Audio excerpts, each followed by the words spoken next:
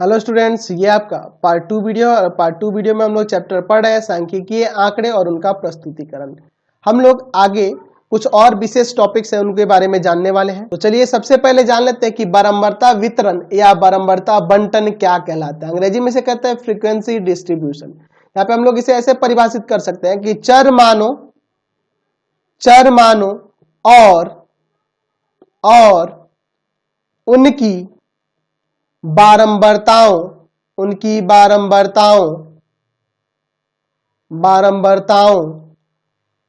के क्रमबद्ध विन्यास को बारंबारता वितरण या बारंबारता बंटन कहते हैं। समझ गए?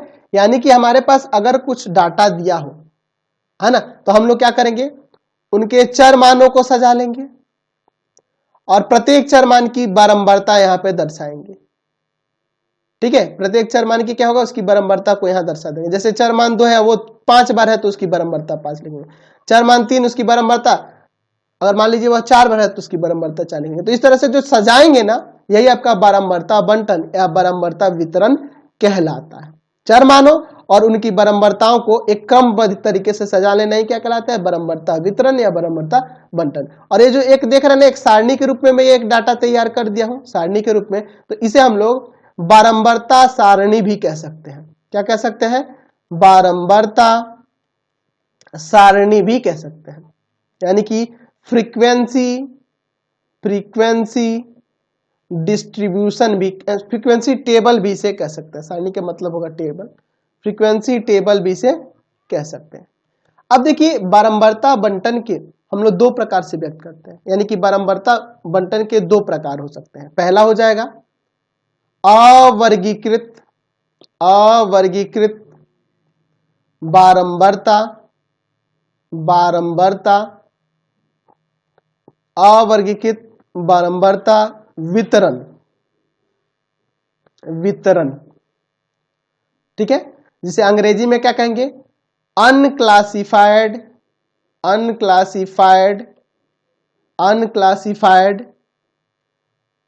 Frequency distribution. और दूसरा हो जाएगा आपका वर्गीकृत बारंबारता वितरण। अंग्रेजी में इसे क्या कहेंगे,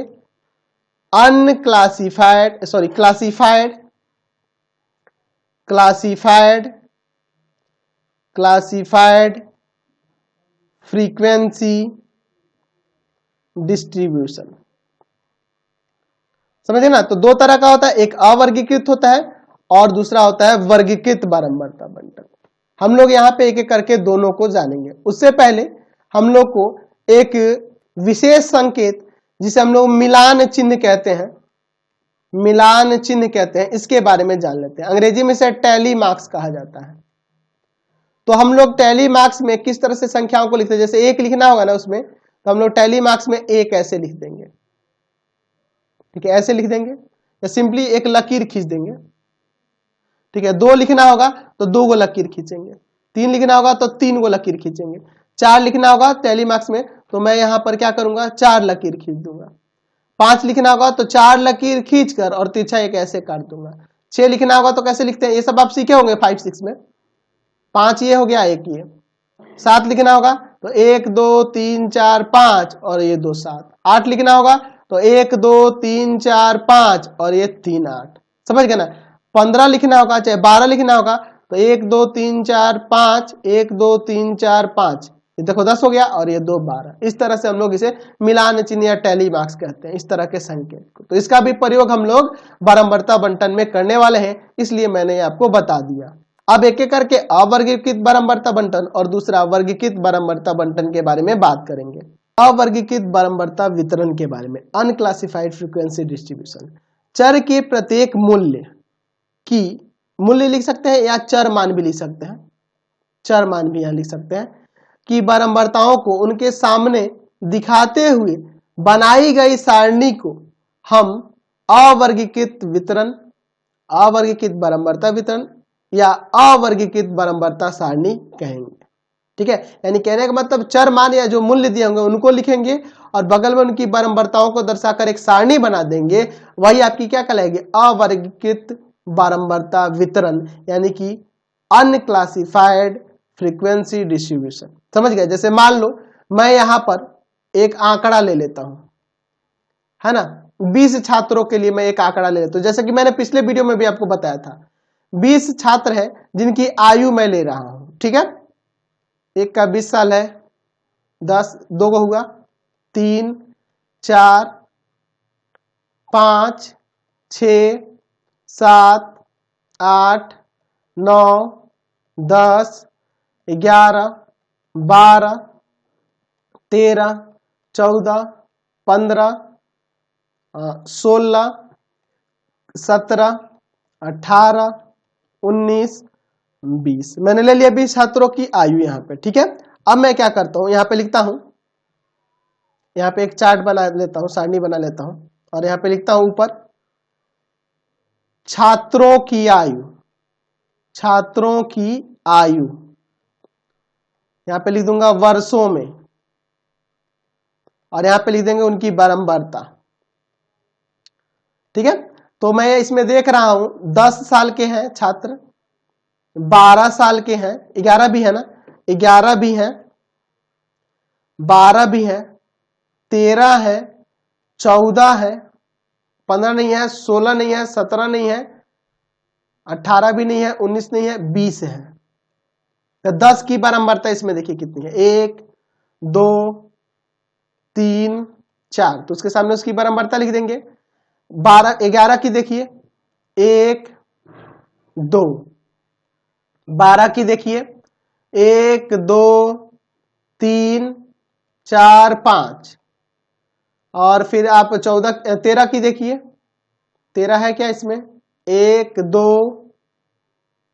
2 गो। 14 की देखिए 1, 2, 3, 4, 15, 16 ये सब नहीं है, सीधे 20 है। 20 देखिए, एक है ऊपर और ये 2 रहा और ये 3 रहा, देख लीजिए जोड़ के 6, 5, 11, 11, 2, 13, 13 और 4 कितना हो जाएगा, 17, 3, 20 आ जाना, 20 टोटल जोड़ने पे टोटल हो ही गया। तो इस तरह से मैंने यहाँ पे जो ये देख रहे हैं ना, यहाँ पे जो मैंने एक आंकड़ा तैयार किया है, इस आंकड़े को लेकर मैंने यहाँ पे एक सारणी बना ली है और यही सारणी जो कहलाएगी आपकी अवर्गीकृत बारंबारता वितरण सारणी कहलाएगी या अवर्गीकृत बारंबारता सारणी कहलाएगी। समझ गए? कोई दिक्कत नहीं है। यानी कि जो आपके पास आंकड़ा दिया गया होगा उसमें जो भी चर मान होंगे, जो भी वैल्यूज होंगे, मूल्य होंगे, उनको लिखकर उनकी बारंबारताओं को सामने दर्शा देंगे। इस तरह से जो हम लोग सारणी बनाएंगे उसी को हम लोग अवर्गीकृत बारंबारता वितरण या बारंबारता बंटन या बारंबारता सारणी कहेंगे। समझ गए? चलिए अब हम लोग बात करेंगे वर्गीकृत बारंबारता वितरण, यानी कि ग्रुप्ड फ्रीक्वेंसी डिस्ट्रीब्यूशन, यानी कि क्लासिफाइड फ्रीक्वेंसी डिस्ट्रीब्यूशन भी इसे कह सकते हैं। ठीक है, क्लासिफाइड फ्रीक्वेंसी डिस्ट्रीब्यूशन भी कह सकते हैं। तो बात करेंगे कि वर्गीकृत बारंबारता वितरण की आवश्यकता क्यों पड़ती है और ये होता क्या है। ठीक है, तो हम लोग यहाँ पे जान ले, कभी कभी क्या होता है कि जो आंकड़ा होगा ना बहुत बड़ा हो जाता है और बहुत बड़ा हो जाने के कारण चर मान अगर दर्शाएंगे तो बहुत सारे चर मान हमें प्राप्त हो जाएंगे।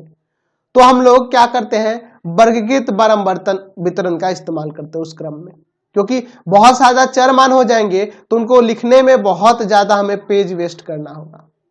ठीक है, बहुत बड़ा समूह हो जाएगा, तो इसको सही से व्यक्त करने के लिए हम लोग वर्गीकृत बारंबारता वितरण का इस्तेमाल करते हैं। तो इस प्रकार के आंकड़े को वर्गीकृत आंकड़ा कहते हैं। क्या कहते हैं? वर्गीकृत आंकड़ा कहते हैं। इस प्रकार जो प्रदर्शित होगा वो क्या, कैसा आंकड़ा कहलाएगा, वर्गीकृत आंकड़ा कहलाता है। यानी कि हम लिख सकते हैं इसमें लिख सकते हैं इसकी परिभाषा कि जब आंकड़ों को वर्गों में बांटकर बांटकर प्रदर्शित किया जाता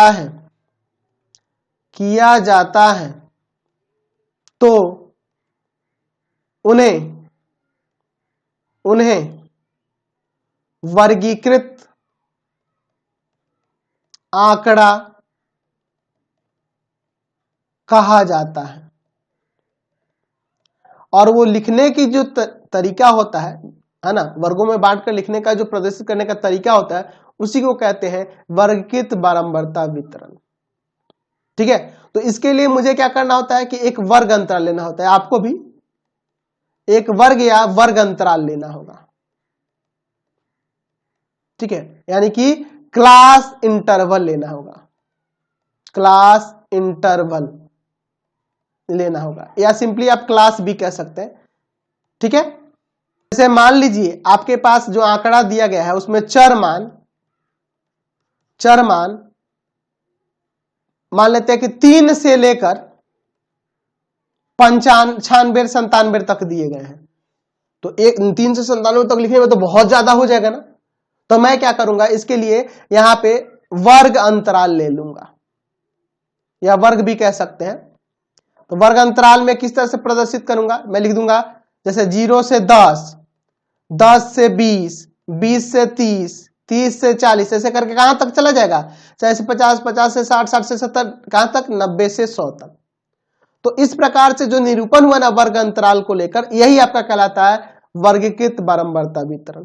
तो इसका इस्तेमाल कब करते हैं, जब आंकड़ा बहुत बड़ा हो, है ना, और उसको व्यक्त करने के लिए, सुविधाजनक तरीके से व्यक्त करने के लिए हम लोग क्या करेंगे, उसे वर्गीकृत कर लेते हैं। और इस प्रकार से वर्गीकृत करके हम लोग क्या करते हैं कि 0 से 10 के बीच जितने भी चर मान होंगे उन सबकी बारंबारताओं को जोड़कर यहां लिख लेंगे। 10 से 20 तक जितने भी चर मान होंगे उन सबको यहां पे लिख लेंगे। तो अभी तो मैं बताऊंगा वर्ग अंतराल लिखने का भी जो तरीका है, इसके बारे में मैं आगे बात करूंगा। ये वर्ग अंतराल कैसे प्रदर्शित करते हैं इसके बारे में बात करेंगे। तो जो आप ये वर्ग अंतराल देख रहे हैं, इसमें जो छोटा वाला अंक होता है, जो पहले प्रदर्शित करते हैं, जैसे 0 से 10 लिखा है मैंने, तो इसमें ये जो 0 है इसको कहते हैं वर्ग अंतराल की निम्न सीमा। जो छोटी होगी उसको निम्न सीमा, और जो बड़ी होगी, यानी कि जो सेकंड नंबर पे लिखेंगे यहाँ पे, जैसे 0 से 10 लिखे तो इसमें 0 आपका निम्न सीमा हो गया, और 10 क्या कहलाएगा, ऊपरी सीमा या उच्च सीमा। यानी निम्न सीमा को अंग्रेजी में क्या कहेंगे, लोअर लिमिट, और उच्च सीमा को क्या कहेंगे, अपर लिमिट। समझे ना बात को, इसको क्या कहेंगे, अपर लिमिट। निम्न सीमा को लोअर लिमिट और उच्च सीमा को अपर लिमिट, यहां पर हम लोग इसे कहेंगे।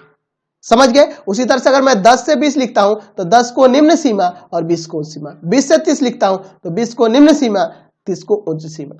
समझ गए, कोई दिक्कत नहीं है, समझ गए। अब अगर मैं बात करूं वर्ग अंतराल को व्यक्त करने की या वर्गों की व्यक्त करने की, तो प्रत्येक वर्ग को व्यक्त करने की 2 विधि होती है ना। हम लोग वर्ग अंतराल को 2 तरीके से व्यक्त कर सकते हैं। एक होता है समावेशिक या अंतिव्यापी विधि, समावेशी या अंतिव्यापी विधि। अंग्रेजी में इसे कहेंगे नॉन ओवरलैपिंग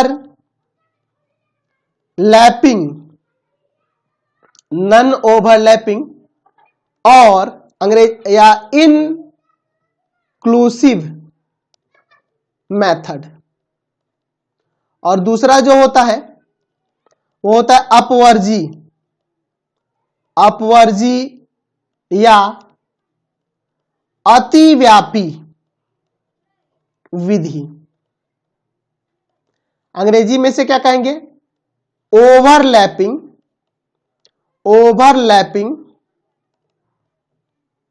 और एक्सक्लूसिव मेथड। अभी हम लोग एक एक करके दोनों के बारे में पढ़ेंगे। तो मैंने ये जो 0 से 10, 10 से 20, 20 से 30 लिखा ना, इसी विधि को हम लोग कहते हैं अपवर्जी या अतिव्यापी विधि, ओवरलैपिंग और एक्सक्लूसिव मेथड। इसके बारे में हम लोग जानेंगे दोनों को एक एक करके। चलिए यहां पे हम लोग पहला देखते हैं समावेशिक या अंतिव्यापी विधि। तो इसमें हम लोग इसे ऐसे लिख सकते हैं कि इस प्रकार के वर्गीकरण में एक वर्ग की उच्च सीमा अगले वर्ग के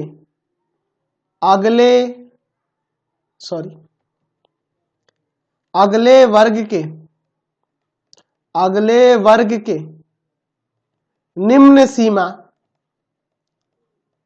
के बराबर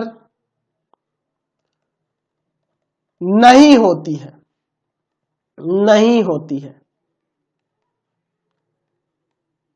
इन दोनों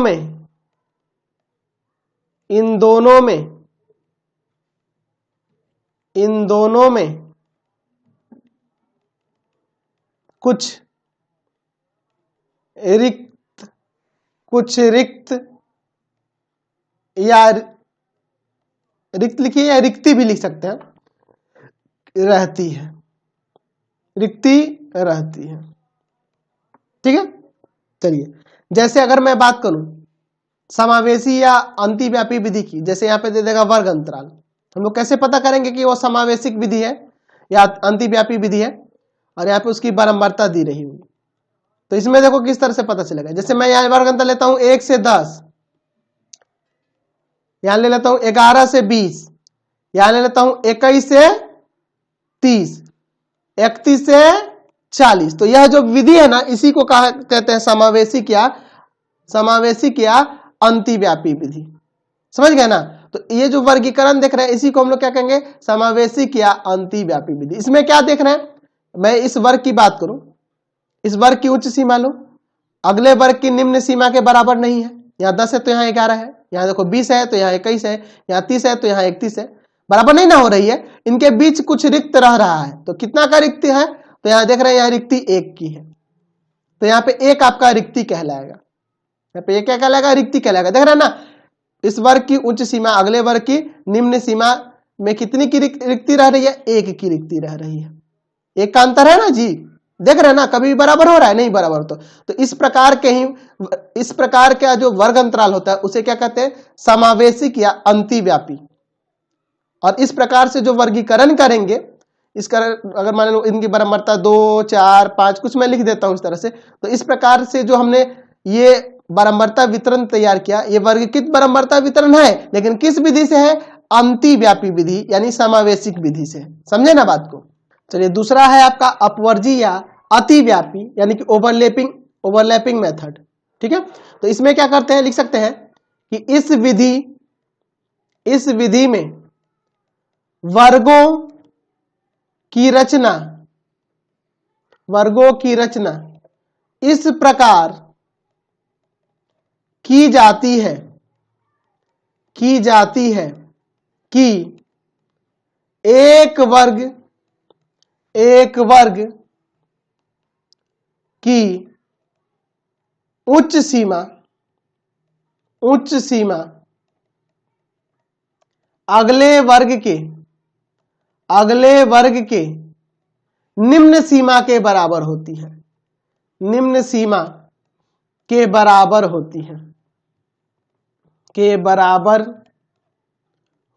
है। जैसे मैं यहां पे लिखता हूं, यहां इस तरह से ले लेता हूं, यहां वर्ग अंतराल लिख लेता हूं और यहां पर लिख देता हूं बारंबारता। ठीक है, यहां पर लिखता हूं 0 से 10, 10 से 20, 20 से 30, 30 से 40। हम लोग इसमें क्या देख रहे हैं? इसमें कि ये जो इसकी उच्च सीमा है अगले वर्ग की निम्न सीमा के बराबर, इसकी उच्च सीमा अगले वर्ग की निम्न सीमा, इसकी उच्च सीमा अगले वर्ग की निम्न सीमा के बराबर होती है। तो इस प्रकार की जो विधि होती है उसे अपवर्जी या अतिव्यापी विधि कहते हैं। मान लो इसकी बारंबारता मैं कुछ लिख देता हूं। ठीक है, मैंने यहाँ पे उनकी बारंबारताएं लिख दी। समझ गए ना? मैंने कुछ मान के मैंने इनकी बारंबारता यहाँ पे लिख दी। समझ गए? अब बात करते हैं कि मान लो हमारे पास अतिव्यापी विधि में बदलना हो, जब अंतिव्यापी विधि में यानी कि हमारे पास नॉन ओवरलैपिंग मेथड में दिया हो और उसे ओवरलैपिंग में बदलना हो। ठीक है, तो हमें अंतिव्यापी से जब अतिव्यापी में बदलना होगा तो हमें ध्यान रखना होगा, मैं यहां लिख देता हूं कि वर्गों को वर्गों को अंतिव्यापी से अतिव्यापी में यानी नॉन ओवरलैपिंग से ओवरलैपिंग में बदलने के लिए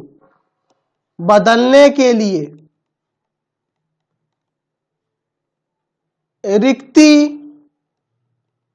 बाई 2, मतलब रिक्ति जो होती है, रिक्ति आपको पता है ना, मैंने अभी आपको बताया था कि अगर आपके पास वर्ग अंतराल 1 से 10, 11 से 20, 21 से 30, 31 से 40 इस तरह से दिया हो, तो किसी वर्ग की उच्च सीमा उसके अगले वर्ग की निम्न सीमा के बीच का जो अंतर होगा वही आपकी रिक्ति होती है। तो यहां रिक्ति कितनी है? 1 है, यानी 1/2 यानी 0.5, यानी रिक्ति की आधे से, रिक्ति बाई 2 से निम्न सीमा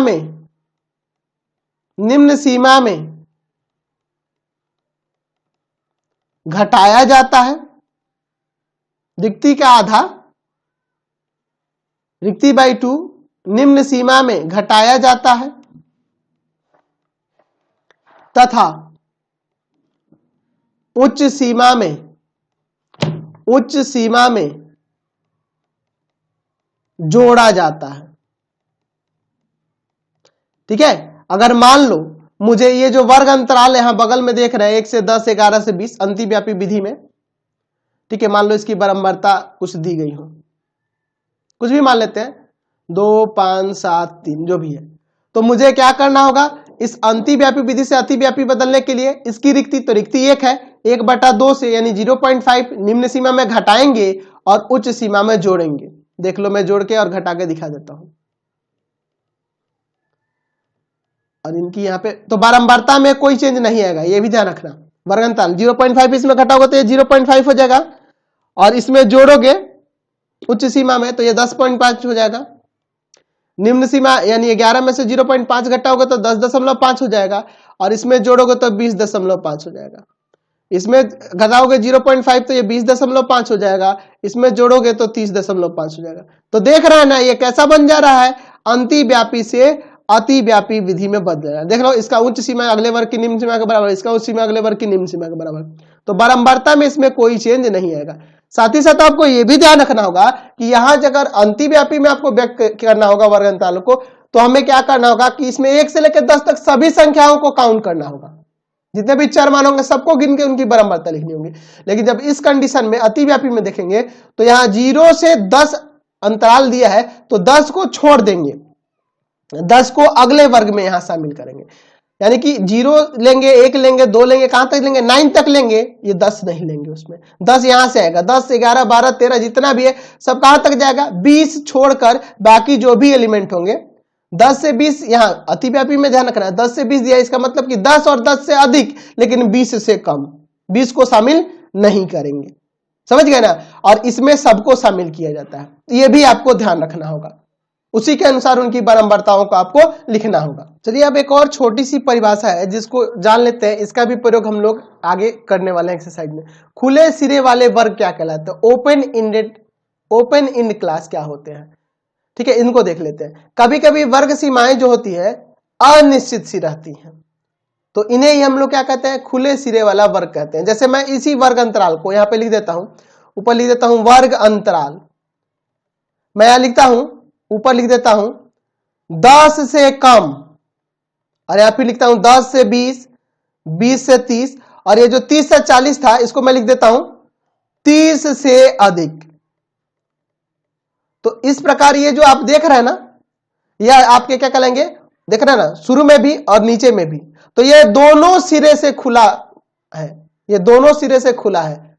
समझ रहे ना? तो ये खुले सिरे वाला वर्ग है, कहां? दोनों सिरों से, ऊपर से भी और नीचे से भी। अगर मैं यहां 30 से 40 से लिख देता तो ये सिर्फ ऊपरी सिरे से खुला हुआ वर्ग कहलाता, क्योंकि एक ही तरफ से खुला है, एक तरफ से क्लोज हो जा रहा है। समझे ना? तो इसको भी आप लोग ध्यान में रखोगे। कुछ और टॉपिक्स हैं जिसको हम लोग अगले वीडियो में कवर करेंगे। यही आपके कुछ बेसिक कंसेप्ट और बच गए हैं, इनको भी देख लेंगे और उसके बाद हम लोग एक्सरसाइज में चलेंगे। तो फिलहाल इस वीडियो में इतना ही रहने देते हैं। हमारे 3 चैनल है। पहला है आपका path finder classes Chhapra, path finder classes Chhapra. दूसरा है आपका भारती भवन रविकांत सर, भारती भवन रविकांत सर, रविकांत सर। और तीसरा चैनल है रविकांत सर के नाम से, रविकांत सर के नाम से। तीनों चैनल को सब्सक्राइब करेंगे और इससे रिलेटेड वीडियो के लिए सीधे डिस्क्रिप्शन में जाएंगे और नोट्स के लिए आप सीधे गूगल पे जाकर सर्च करेंगे www.ravikantsir.in। आप इसका लिंक डिस्क्रिप्शन में भी देख सकते हैं, डिस्क्रिप्शन में मैंने लिंक दिया हुआ है, वहां से जाके आप सभी क्लासेस के नोट्स वगैरह को भी डाउनलोड कर सकते हैं।